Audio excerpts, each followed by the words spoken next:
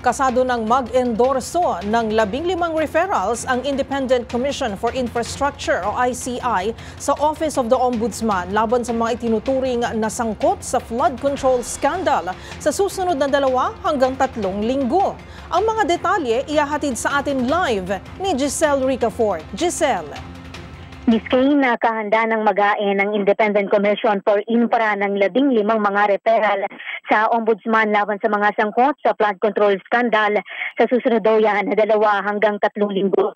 Sa press conference dito sa Taguig City, sinabi ni ICI Special Advisor Rodolfo Azurin na nakadepende sa mga hawak nilang ebidensya kung sino-sino yung ire-recommenda nilang makasuhan.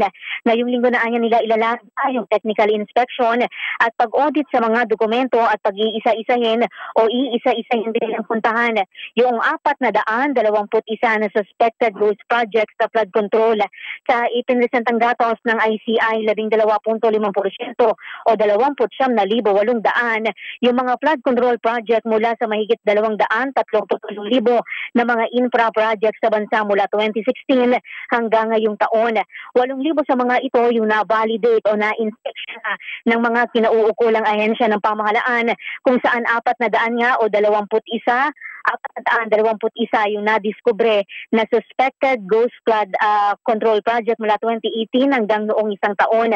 Buong taon ng mga ghost project ang nasa Luzon na may 261, sinundan ng Visayas 109 habang 51 naman yung naitala doon sa Mindanao.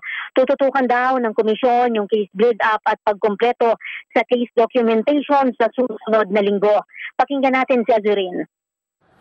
Yung target namin na yung sa 3rd to 4th week, starting from now, we can be able to file at least 15 cases. Kasi binigyan na sa amin yung document yung initial 421, and then yun ang technical validation ngayon ng mga engineers natin. So we are hoping na mag-cooperate yung weather, lahat mag-cooperate para sa ganun.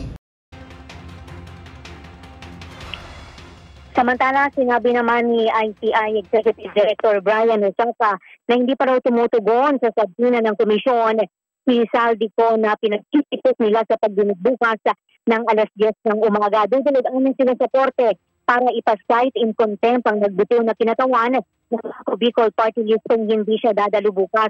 Aminado si Osaka na hamon ito sa komisyon lalo pat wala siko dito sa Pilipinas. Pakinggan natin ng Executive Director. The only option we have would be to cite in contempt, but that's going to be a challenge knowing that we all know that he's not in the country.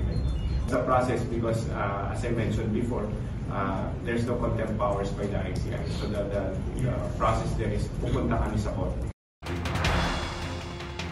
Ito si Giselle Ricafort para sa Pilipinas, una sa mga Pilipino. Maraming salamat, Giselle Ricafort.